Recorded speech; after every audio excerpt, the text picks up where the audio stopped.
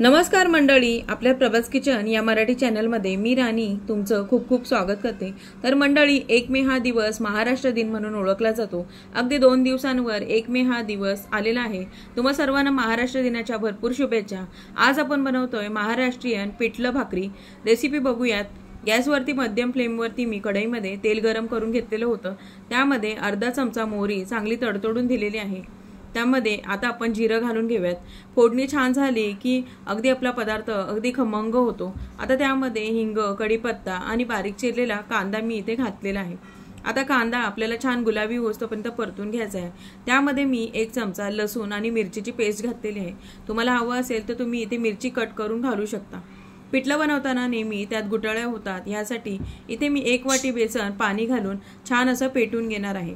आता कांदा आणि मिरचीची पेस्ट छान अशी परतून झालेली आहे, एकजीव झालेली आहे। त्यामध्ये हळद घातलेलं आहे आणि आता सोबत आपल्याला बेसन जे आपण पेटून घेतलेलं होतं ते घालून घ्यायचंय। आता बेसन जसं जसं शिजत जातं तसं ते घट्ट होत जातं, म्हणून गरजेनुसार पाणी ह्यामध्ये आपल्याला घालायचं आहे।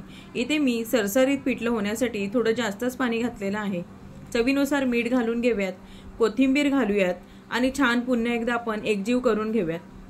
आता आपण इथे झाकण लावून घेऊयात। आता मध्यम आचेवरती मी छान 7 ते 8 मिनिटं हे छान शिजवून घेतलेलं आहे।